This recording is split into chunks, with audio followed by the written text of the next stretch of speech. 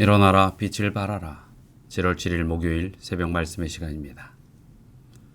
오늘은 시편 140편의 말씀으로 함께 은혜를 나누도록 하겠습니다. 시편 140편의 제목을 보면 다윗의 시, 인도자를 따라 부르는 노래 이렇게 되어 있지요. 다윗은 이 시편 140편에서 원수의 함정과 음모 때문에 힘들어서 단식하고 있습니다. 그래서 시편 140편을 읽는 사람들에게도 아픔과 불안을 아주 실감나게 하는 그런 시라고 할 수 있죠.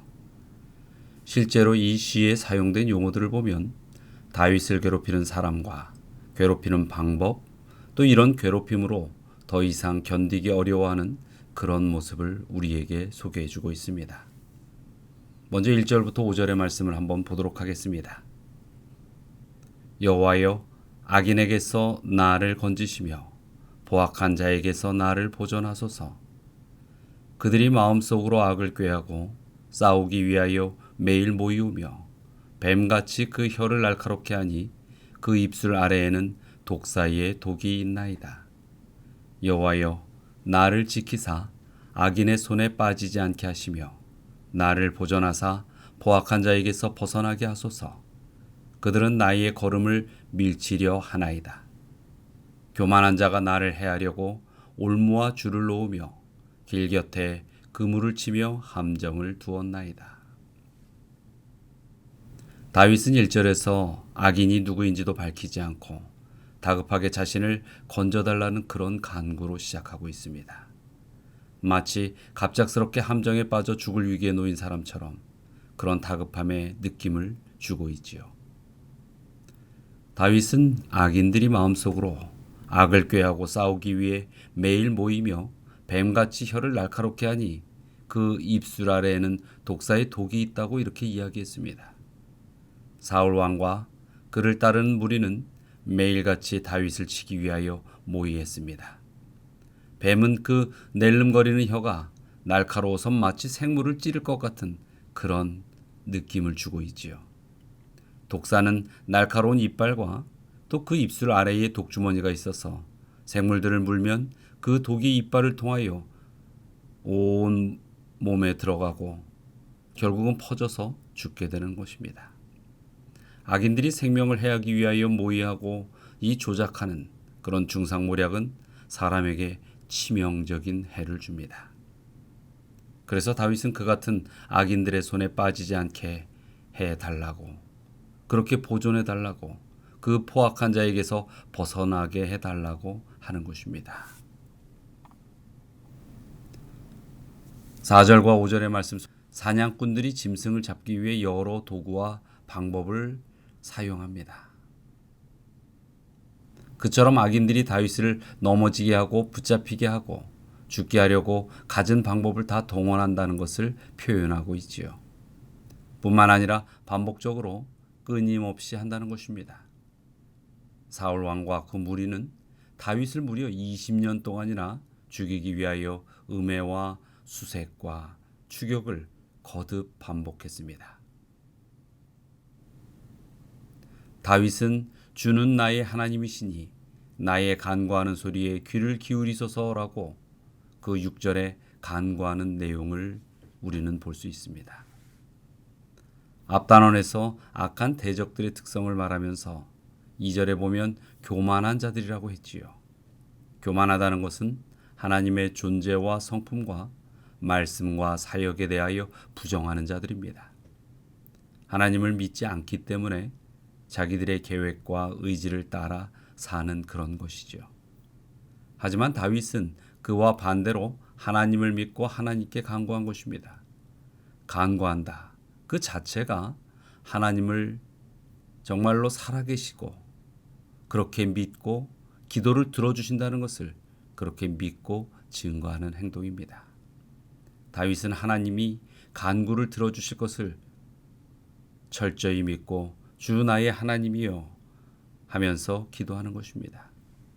하나님의 언약 관계와 친밀 관계를 근거로 그 간구에 귀를 기울여 달라고 하는 것이지요. 뿐만 아니라 구원의 능력이신 하나님께서 전쟁의 날에 자기 머리를 가려주셨다라고 7절에 기록하고 있습니다. 과거에 하나님께서 곤경에 처해 있을 때에 하나님이 능력으로 구해주신 것을 다윗은 회상하며 기도하는 것입니다. 내 머리를 가리워 주셨나이다.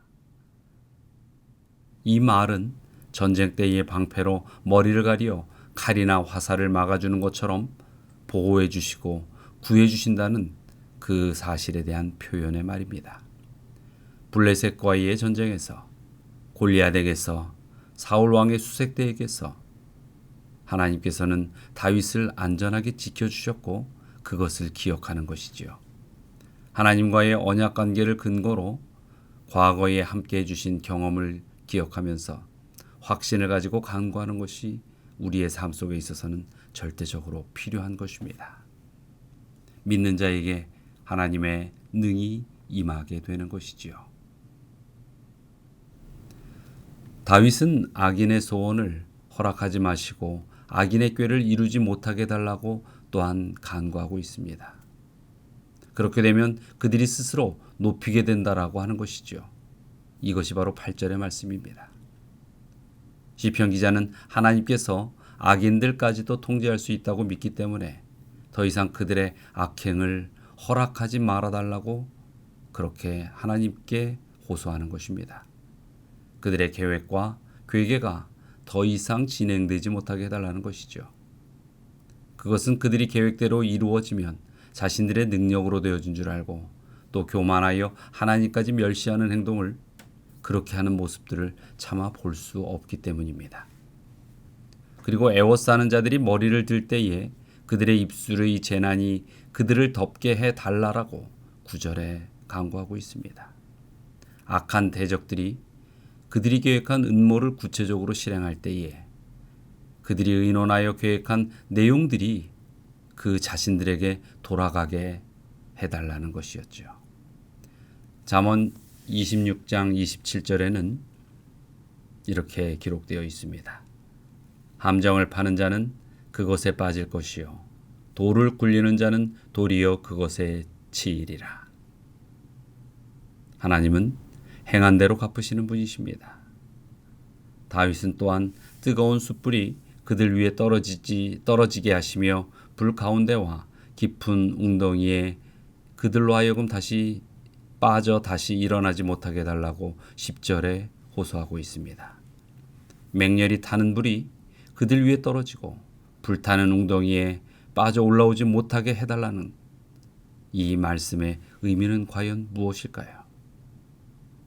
하나님의 공의의 시련으로 하나님의 심판의 시행을 구하는 것입니다.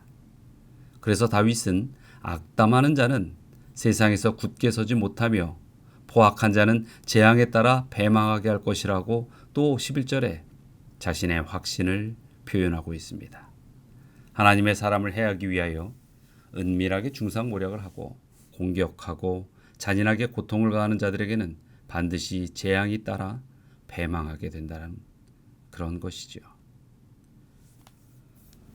사냥꾼이 사냥개를 풀어놓으면 개가 시야에 잡히지도 않는 표적을 냄새로 추격하여 물어뜯는 그 사실처럼 미사일이 적기의 열기를 따라 추격하여 파괴하는 그런 모양처럼 재앙이 뒤에 따라가 반드시 악인들에게 패망하게 된다는 것이죠.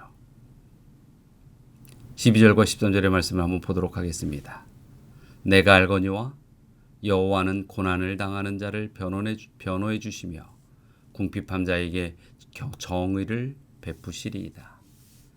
진실로 의인들이 주의 이름에 감사하며 정직한 자들이 주의 앞에서 살리이다. 사람들은 고난당하는 자나 궁핍한 자나 멀리하게 되지만은 하나님은 오히려 그런 자들을 모른다 하지 않습니다. 하나님께서 아신다는 것은 무엇입니까? 그에 대하여 눈을 돌리시고 은혜의 손을 뻗치시고 성령의 능력이 그들의 삶에 임하도록 허락하시는 것입니다. 하나님의 뜻을 따라 살다가 고난받고 궁핍해진 자들이 있습니다. 그런 자들을 하나님께서는 반드시 보호하시고 분명 정의를 베푸십니다. 여러분, 그 하나님의 의가, 그 하나님의 보호하심이 우리에게 있음을 감사하시게 되길 바랍니다. 그리고 그 하나님의 보호의 울타리 안에서 여러분들의 삶이 항상 머물러 계시기를 바랍니다. 13절의 말씀을 보면 하나님 앞에 의롭고 정직하게 살아가는 자들이 하나님의 보호와 은총을 받으며 살게 된다는 것을 분명히 우리에게 들려주고 있습니다. 그러므로 고난과 궁핍이 우리에게 있을지라도 하나님 앞에 바로 사는 것을 우리는 결코 양보하지 말아야 할 것입니다. 오늘 이 시편에서 다윗은 악인들을 멸망시키고 의인들을 구원해 달라고 그렇게 기도하고 있지요. 이는 궁극적으로 마지막 심판이 있을 때에 악인은 유황불못에 던져지고 의인은 하나님의 나라에서 영원한 생명의 기쁨을 누리는 그 사실들이 완전하게 성취될 것을 우리에게 다시 한번 확신으로 주는 그런 기별입니다. 때로는 부분적으로 이 세상에서도 어떤 의미로든 하나님께서 악인을 멸하고 의인에게 은혜를 베푸는 그 모습을 우리는 현실 속에서도 경험할 수 있을 것입니다. 지금 미쳐오는 하나님의 역사의 결과이든 아니면 분명 하나님께서 언약으로 주신 믿음의 백성들에게 이르러 올 구원의 역사이든 이 사실에 대하여 변함없음을 우리는 신뢰하고 따라가야 할 것입니다. 하나님을 신뢰하고 사는 것, 그것은 매우 중요한 일인 것입니다. 오늘 이토록 시편 140편에서 다윗이 보여준 이러한 하나님의 구원에 대한 신뢰와 확신, 그 믿음의 확신이 우리 성도님들에게도 이 아침 분명히 하나님 앞에 시인할 수 있는 그러한 하나님의 자녀의 삶으로 나타나시기를 간절히 바랍니다. 오늘 기도의 제목입니다. 오늘도 변함없이 신실하신 하나님을 신뢰하는 삶을 살 수 있도록 여러분의 생애를 하나님께 맡기는 기도를 합시다. 그리고 이주환 장로님, 이준호 집사님 두 가정을 위하여 기도하겠습니다. 사랑과 은혜가 많으신 하나님, 언제나 하나님은 변함없이 저희에게 다가오시고 우리를 지키시고 인도하심을 믿습니다. 그러나 저희의 형편이 변하고 때로는 저희의 마음이 연약하여 한결같으신 주님의 손길이 저희의 인생에 온전한 인도의 힘이 되지 못하는 그런 모습을 가질 때도 많이 있습니다. 아버지요, 저희로 하여금 주님 앞에 자복하게 하시고 모든 것을 신뢰하여 주님께 맡길 수 있게 하여 주시고 진정 그 어느 때보다도 성령의 능력이 저희의 삶을 이끌어 주시옵소서. 오늘 또 이주환 장로님, 또 이준호 집사님 두 가정을 위하여 기도드립니다. 아버지요, 그 가정에 항상 축복의 일들이 가득하게 하시고 무엇보다도 가정의 기둥으로서 예수 그리스도를 온전히 붙들고 사는 믿음의 가정이 되게 하여 주시옵소서. 오늘 하루도 또 주님께서 서울중앙동원 안에 있는 모든 주의 자녀들의 삶을 축복하시고 이끌어 주시옵길 바라며 예수 그리스도의 이름으로 기도드리옵나이다.